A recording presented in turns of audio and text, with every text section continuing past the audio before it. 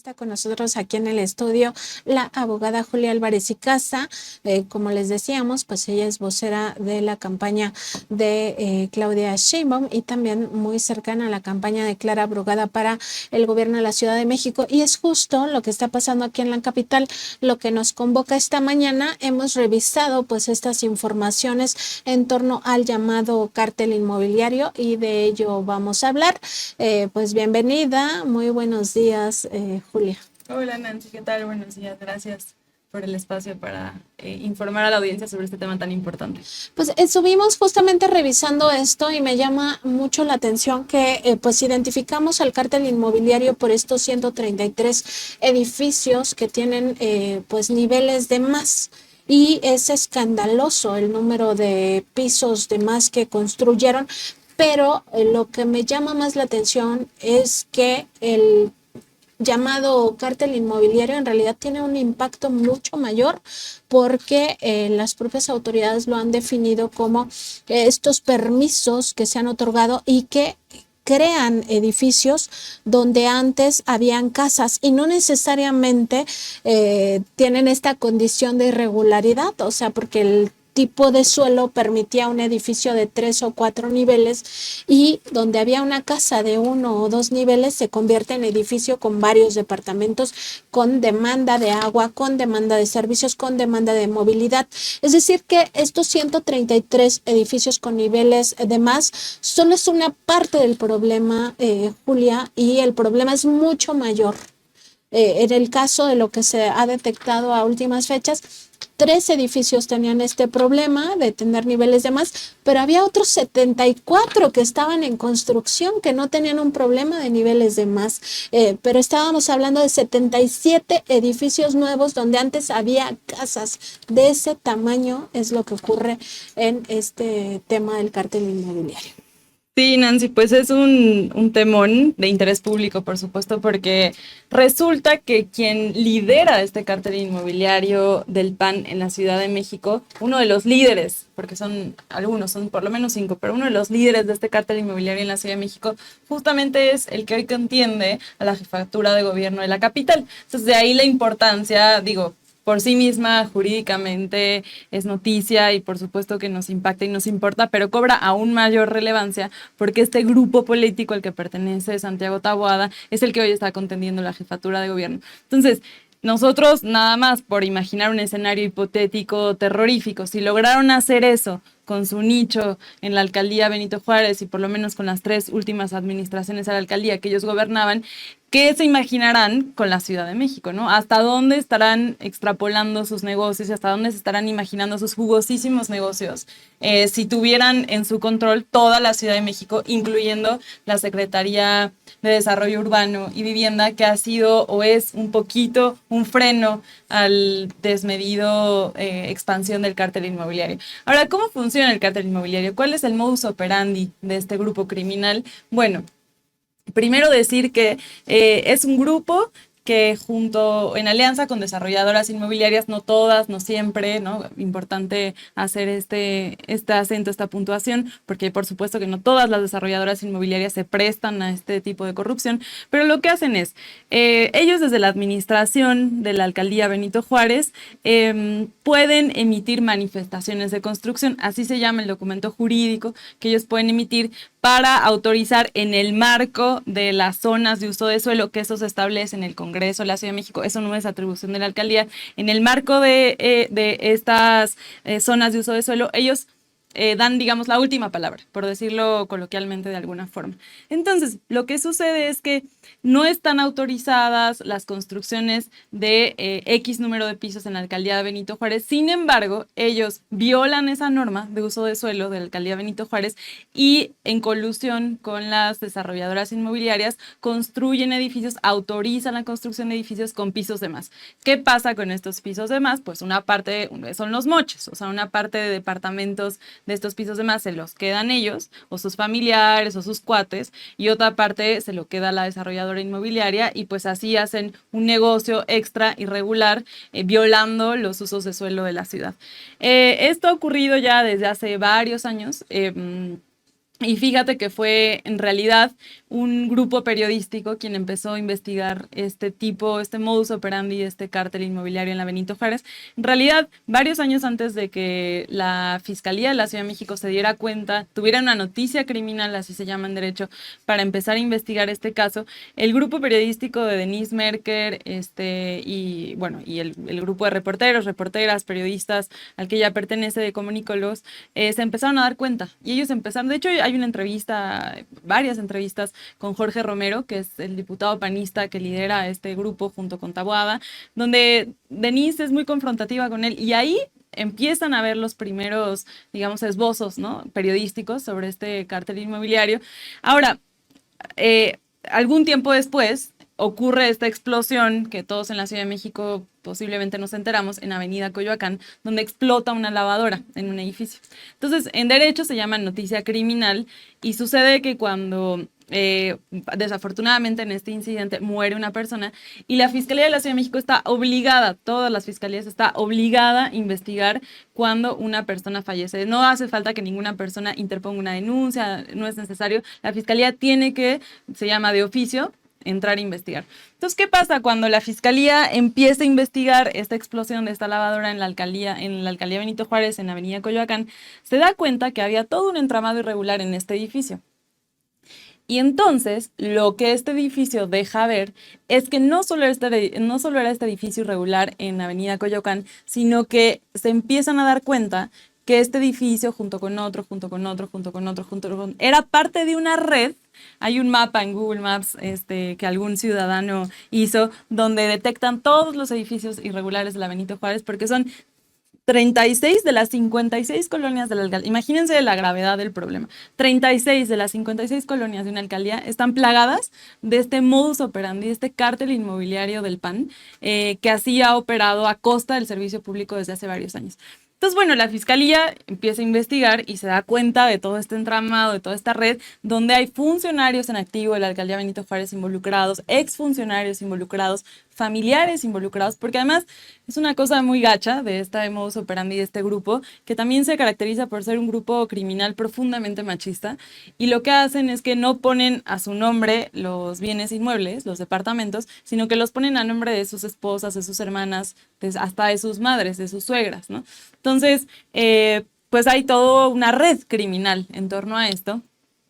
¿Qué es lo que acabó sucediendo? Bueno, hoy ya hay 11 funcionarios o exfuncionarios de la alcaldía Benito Juárez ya vinculados a procesos, ese es el término legal que se utiliza, es decir, ya ocurrió una investigación y el juez, importante decirlo, porque a veces los panistas dicen que es una persecución política, que Ernestina Godoy, cuya titularidad en la Fiscalía de la Ciudad de México fue quien empezó a hacer esta investigación. Hay todo un discurso, ¿no?, para anular el cártel inmobiliario y decir que es una persecución política, etcétera. Bueno, pues resulta que no lo es, por supuesto, porque además todo lo que ha investigado la Fiscalía de la Ciudad de México lo ha ratificado el Poder Judicial. O sea, el Poder Judicial es un poder autónomo que no depende del gobierno de la Ciudad de México, que no depende de la Fiscalía también es autónomo. Es un poder independiente que ha emitido las órdenes de aprehensión en contra de estas personas. Entonces, cuando ellos dicen que es una persecución política, pues se cae su montaje porque hay una serie de poderes y de personajes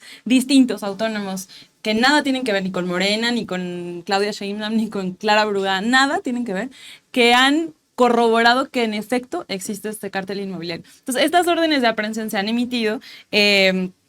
Bueno, hay que decir que hay varios funcionarios que están prófugos de la justicia, es decir, ya tienen una orden de aprehensión, pero pues se han escondido en Estados Unidos, en donde sea, no sabemos dónde están. Así pasó con Cristian Buenreric, que fue alcalde de la alcaldía Benito Juárez durante algunos años, y él se quiso fugar a Estados Unidos, de hecho cambió la apariencia física, y lo encontraron justamente en esta intentona de salirse, ¿no?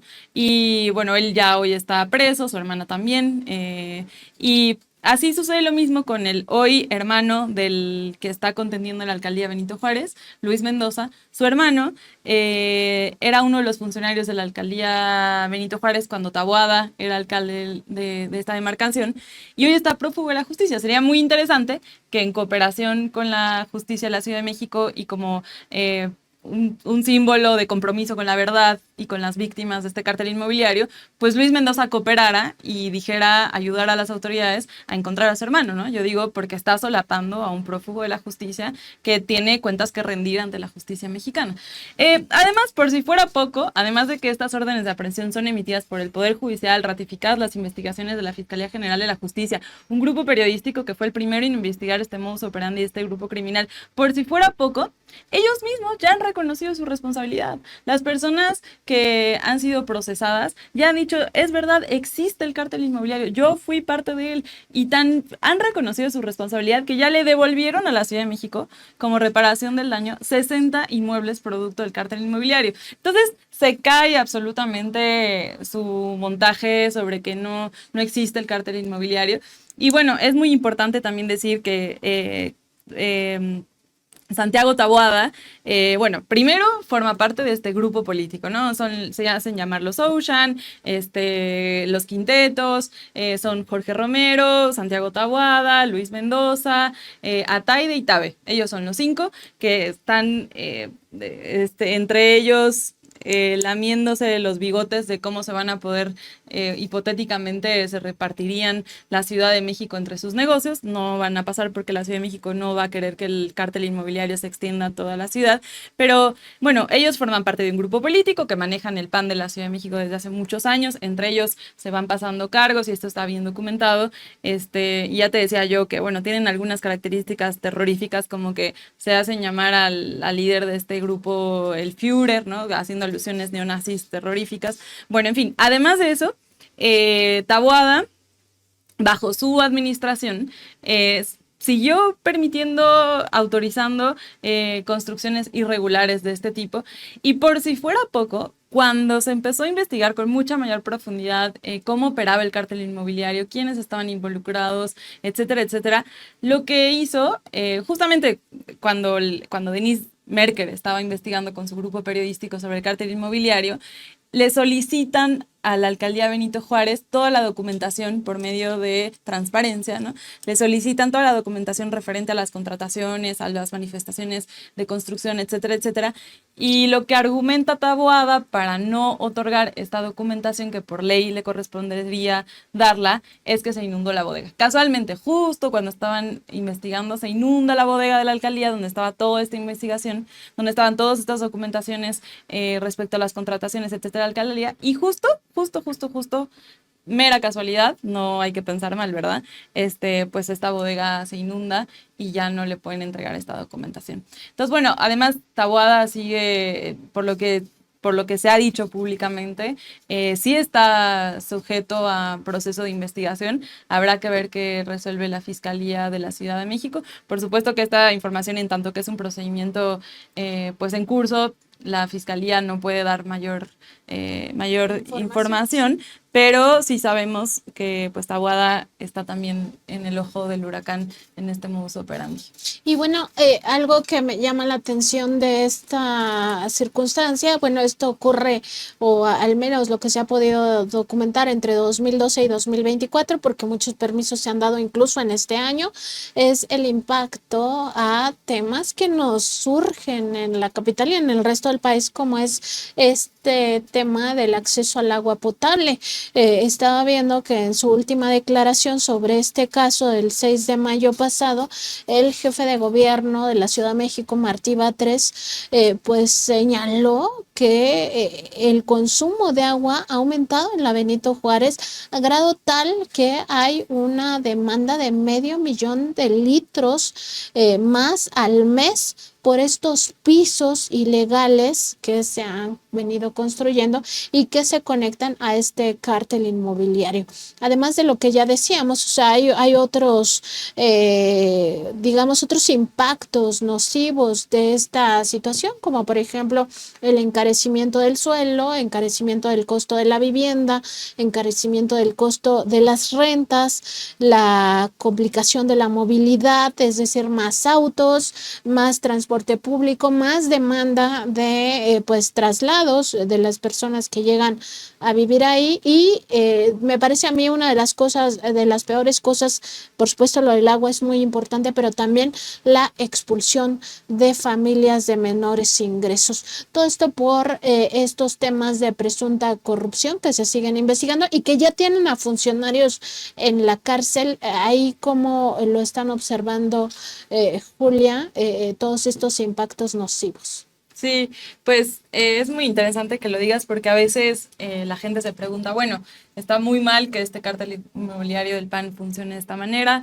es totalmente reprochable, ilegal, inmoral, todo, ¿no? Pero ¿cuál es el impacto en nosotros como vecinos y vecinas de la alcaldía Benito Juárez? Bueno, bien O toda la ciudad, o la ciudad, porque claro, esta demanda de más de medio millón de millón, litros al mes, pues impacta al resto de la claro, ciudad, o sea, no se queda solo en claro. este tema o en No, ese toda la ámbito, en esa razón. demarcación. Toda la razón del mundo, sí, por supuesto.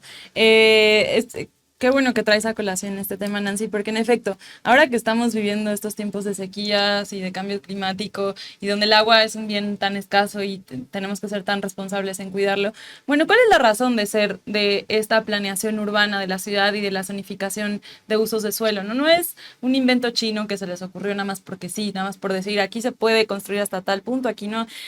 Esto conlleva toda una planeación urbana del desarrollo de la Ciudad de México según justamente la disponibilidad de agua, según las vialidades que existen en torno a las distintas demarcaciones, según los servicios urbanos que el Estado puede prestar para que la gente pues viva con iluminación adecuada, con servicios de basura adecuados, con servicios de transporte adecuados. O sea, hay toda una planeación urbana en torno a la zonificación de usos de suelo, ¿no? Entonces, cuando estas personas no respetan las zonas de uso de suelo y con la emisión de sus manifestaciones, sus autorizaciones de construcción, hacen lo que quieren y autorizan construcciones de pisos de más, departamentos de más, para ellos quedarse con el beneficio de estos departamentos. Por cierto, abro un paréntesis, se calcula, se estima que más o menos el negocio irregular de la preandilla inmobiliaria, como les llamó la doctora en el debate, es de 7,000 millones de pesos. Es un dineral, o sea, se han hecho millonarios a costa del servicio público, a costa de autorizar pisos y departamentos de más. Entonces, no les importa, a ellos lo que les importa es ensanchar sus bolsillos, ampliar su patrimonio personal. Ellos solamente ven por ellos y ellos mismos y nadie más. Y pues se han llevado de corbata, como bien decías, tanto a la Ciudad de México como concretamente a la alcaldía Benito Juárez. Entonces, esto tiene varios impactos. Por un lado, el tema del agua, ¿no? Que ya lo mencionabas. Más de medio millón de litros al mes por los pisos irregulares es lo que calcula el gobierno de la Ciudad de México. Y pues esto tiene una implicación en el desabasto de agua del entorno, en cómo estamos explotando ya de por sí las reservas hídricas de la ciudad, que están viviendo una situación crítica, ¿no? Todo esto además irregularmente hablando, o sea, todo ilegal. Luego, por otro lado, pues generan una especulación inmobiliaria en la zona y esto eleva los costos de las rentas, de la compra de inmuebles en la alcaldía Benito Juárez y en la zona, porque esto es como un efecto cascada, es como un efecto ola, ¿no? O sea, tú vas subiendo los costos en la alcaldía Benito Juárez y el efecto va viéndose como dominó alrededor. Además, pues los servicios, ¿no? Tienes que garantizar ya no solo como estaba planeado el Estado para una cierta número de población, sino que ahora tienes que calcular un número mucho mayor de gente que vive en esa demarcación que no estaba calculado. Y en movilidad, o sea, hay ejes viales, hay todo un trazado de la ciudad en función de cuánto se puede soportar que sea la densidad poblacional en ciertas zonas para asegurar que la gente tenga transporte público adecuado, vías adecuadas. O sea, entonces cuando estos personajes irrumpen con este orden urbano, pues le dan al traste, perdón por la palabra, a toda la Ciudad de México, ¿no? Entonces, bueno, es muy importante y eso además sumado a que las personas, de hecho uno de los grandes, digamos, movimientos en contra de este cártel inmobiliario ni siquiera es de Morena, no es de Clara, no es de Claudia, no es de Andrés Manuel, no, es de las víctimas del cártel inmobiliario. Las víctimas se han manifestado muchas veces, porque lo que sucede es que cuando llegan a vivir a estos departamentos o compran en estos departamentos, como su edificio es irregular, pues tienen muchísimos problemas de escriturización de sus viviendas, ¿no? Entonces, de hecho, ellos han salido varias veces a decir que, porque han metido varias denuncias en la Fiscalía de la Ciudad de México y por eso ha avanzado también el caso de las investigaciones del cártel inmobiliario. Y ellos han salido a manifestar, pues entre otras cosas, si Taboada ganara la ciudad, ellos están en riesgo, definitivamente, ¿no? Y porque han estado amenazados, amedrentados por presentar estas denuncias. Entonces, bueno, ellos son de los principales interesados en que este tema del cártel inmobiliario no se extienda al resto de la Ciudad de México. Y hay otro asunto que me interesa mucho abordar porque se trata de 269 niveles que se construyeron de más. Hay una tablita donde se compara justamente el edificio más alto del planeta con estos pisos de más y bueno, por supuesto que lo supera por varias veces. Pero aquí el tema es que cada uno de estos pisos o cada uno de estos niveles no significa 269 departamentos más, sino que en un mismo nivel pueden haber 4, 5 o hasta 10 departamentos. Es decir, donde podría vivir una sola familia con máximo, ¿qué te gusta? 10 integrantes y ya es una familia muy grande. Ahora se convierte en decenas de familias, o sea, es un impacto brutal para la ciudad, brutal para esa demarcación en específico.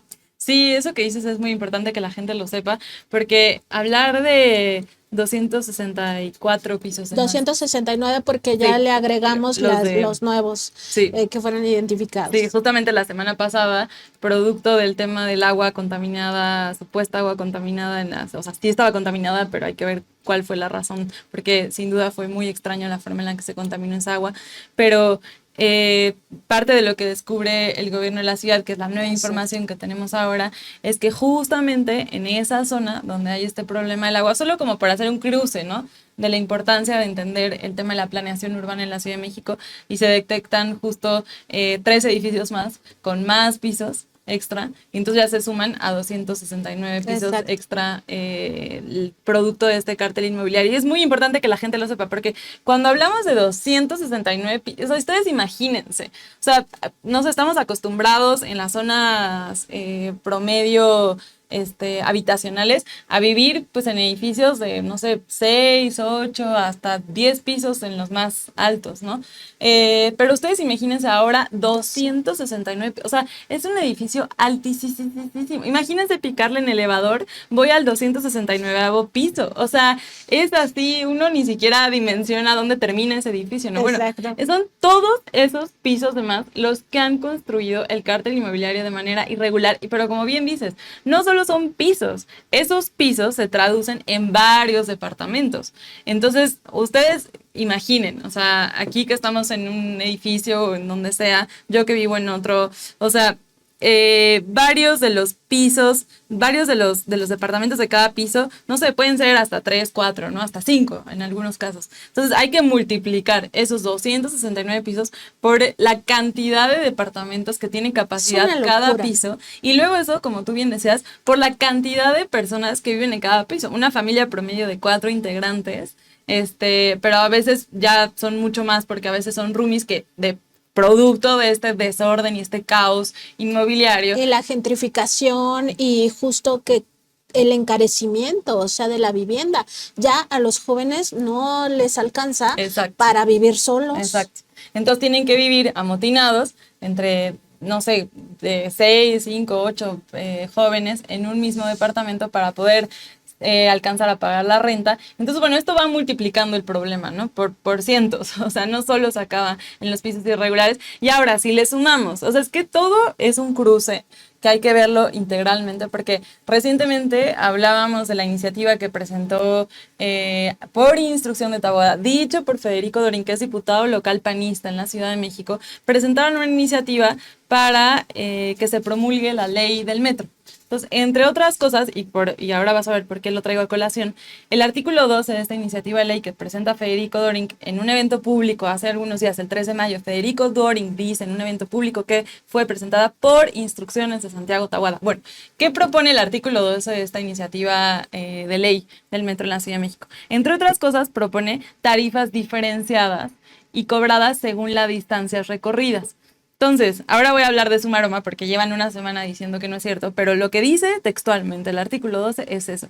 ¿Cuál es el cruce entre el cártel inmobiliario y el aumento de las tarifas del metro que que están proponiendo en el Congreso Local de la Ciudad de México? Bueno, el cártel inmobiliario, como ya decíamos, entre otras consecuencias, ha expulsado a la gente a las periferias, ¿no? Porque cuando tú elevas el costo de la vivienda en la Ciudad de México, pues que lo que vas logrando es una ciudad muy elitista. La gente que tiene más es la que puede vivir en las zonas más privilegiadas de la ciudad y la gente que tiene menos como tú vas elevando el costo de la ciudad, pues cada vez se tienen que ir más lejos. Entonces, primero, tienen todo un cártel inmobiliario operando en el centro de la Ciudad de México. Expulsan a la gente y luego a la gente que expulsan le quieren cobrar más por transportarse hacia el centro de la Ciudad de México, que es donde normalmente trabaja la gente. Entonces es una locura. O sea, ellos mismos están expulsando a la gente que les quieren cobrar más. La maroma de la semana es...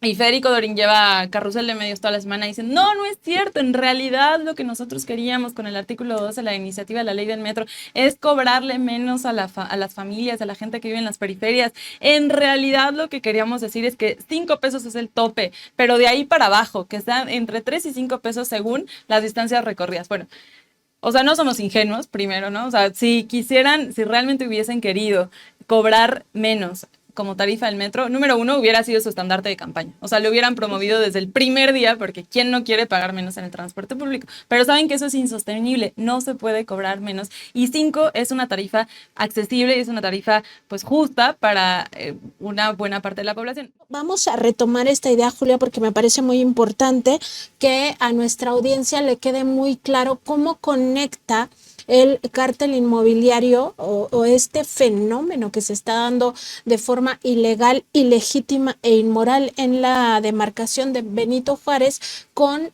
esta propuesta de hacer una tarifa diferenciada del metro, sobre todo entendiendo que esto impacta directamente a las personas más pobres de la ciudad y de la propia zona conurbada. ¿Y por qué es importante también para nuestra audiencia? Porque esto no es gratuito, o sea, todo el tema del proyecto de nación que encabeza el PRIAN, sea en la capital o en las entidades federativas o a nivel federal, siempre esquilma intencionalmente al más pobre. O sea, aquí no hay nada de que fue una confusión, ellos no sabían, se equivocaron.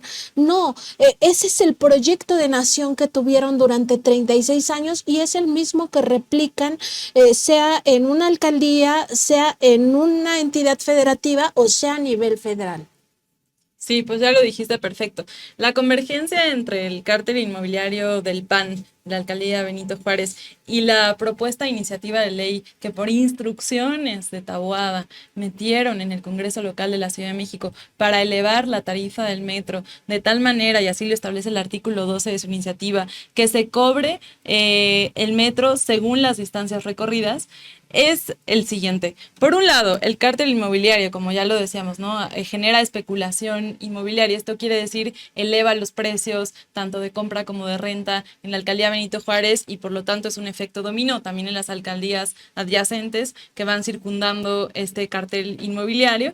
Y entonces lo que genera, entre otras razones, además de los temas de movilidad, de agua, de servicios urbanos que ya decíamos, es que expulsa a la gente que no tiene los ingresos suficientes para rentar o comprar vivienda en la alcaldía Benito Juárez. Concretamente hablo de la Benito Juárez porque de ahí ese es el centro de operaciones el bastión del cártel Benito Juárez. Entonces, expulsan a la gente a las periferias, sin embargo, los trabajos siguen estando concentrados principalmente pues, en el centro de la Ciudad de México, lo que eso significa que primero expulsan a la gente y luego con la iniciativa de del tarifazo del metro que quieren que se apruebe en el Congreso de la Ciudad de México, les cobran más por trasladarse a sus centros de trabajo, ¿no? Entonces, ese es el esquema, como tú bien decías, del prianismo, y no solo sucede en la Ciudad de México, ya ha sucedido en los estados que ellos gobiernan. Lo primero que hacen cuando llegan a gobernar diferentes estados de la República es aumentar el transporte público, es lo primero.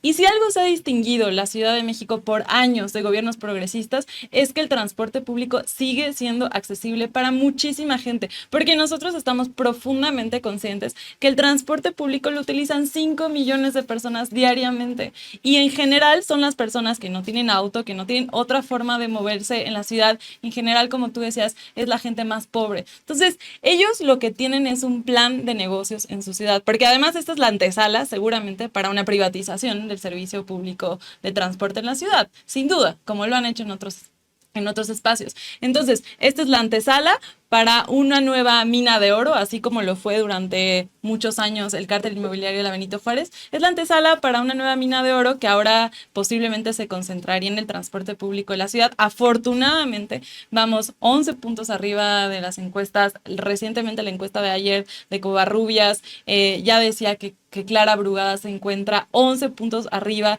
del proyecto, que ni a proyecto llega, del plan de negocios de Taboada, del cártel inmobiliario. Entonces no tienen cabida ellos en esta ciudad de derechos y libertades.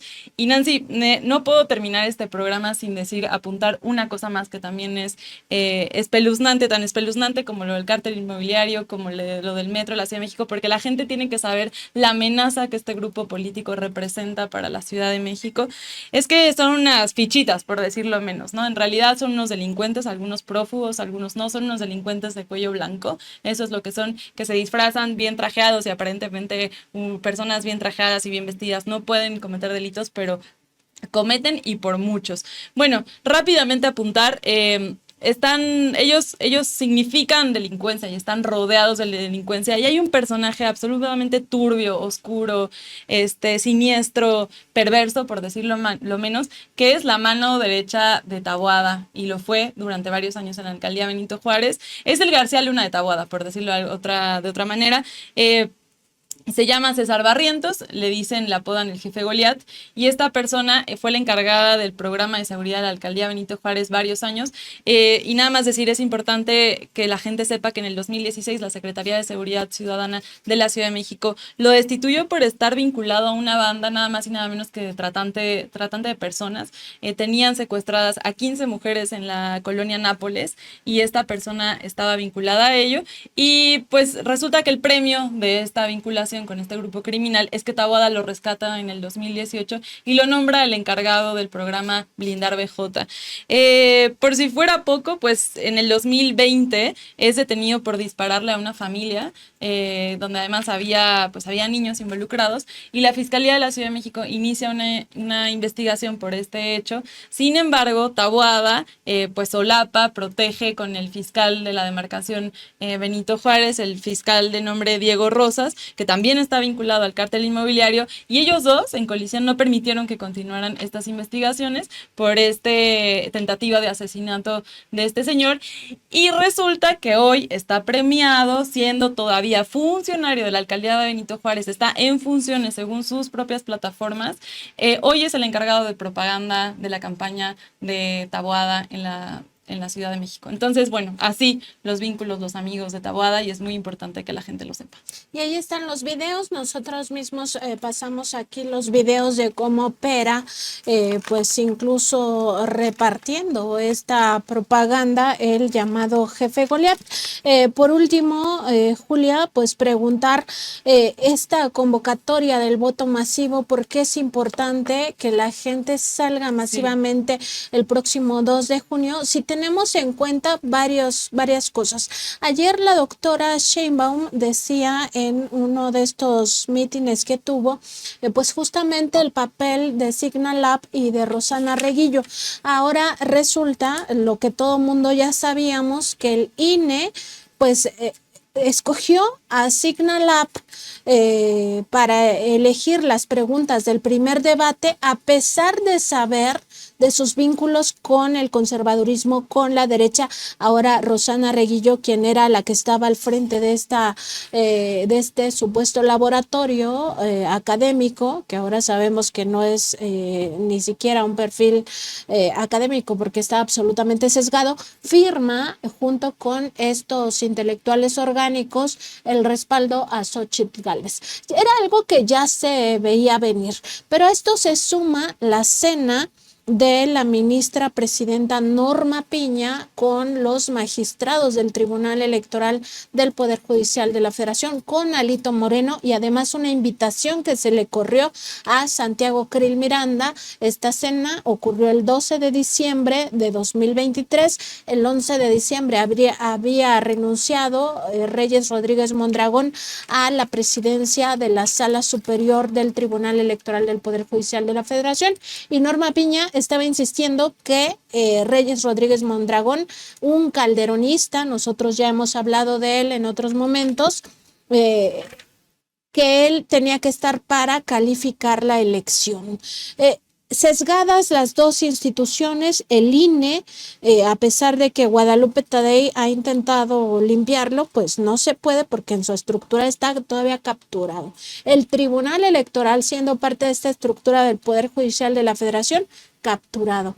Y además todas estas evidencias de que se mantiene como posibilidad, como as bajo la manga, la idea de la elección de Estado, que es lo que nos decía el doctor Miranda, pues para en algún momento pues poder decir que las elecciones no son válidas, y entonces ya no puede seguramente avanzar la cuarta transformación. ¿Por qué están llamando al voto masivo, Julia? Por favor, para nuestra audiencia, que quede muy clara esa parte. Sí, perdón, nada más olvidaba mencionar una cosa.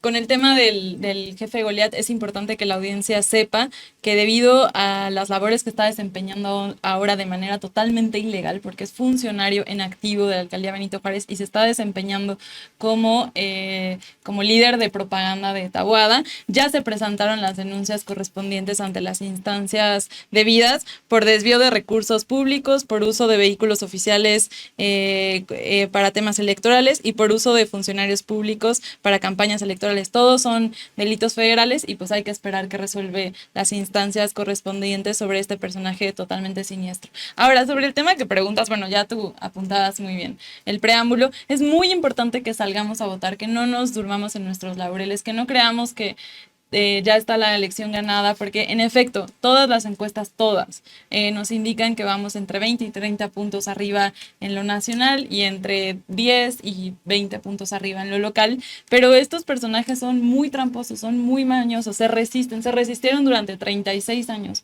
a que llegara un gobierno progresista que gobernara para las mayorías, que no fuera una élite popular la que tuviera cooptado, secuestrado el Estado para repartirse el botín entre ellos mismos y no beneficiar a muchísima gente. Entonces, ellos se resisten y se han resistido todos estos años del gobierno de Andrés Manuel López Obrador y lo van a seguir haciendo porque en su mente lo que hay son jugosos negocios, esa es la verdad. Ellos esperan llegar a puestos de poder y tomar decisiones para beneficiarse ellos y sus cuates y hacerse ricos a costa del servicio público. Eso es lo que hay de fondo, de fondo, de fondo. Intereses, por supuesto, grandes intereses, pero también mucho dinero de por medio. Entonces, pues están dispuestos a todo. Ven ahorita una nueva oportunidad y tú ya describiste algunos ejemplos de cómo se han ido colando, ¿no? De distintas maneras para poner supuestamente en riesgo la elección.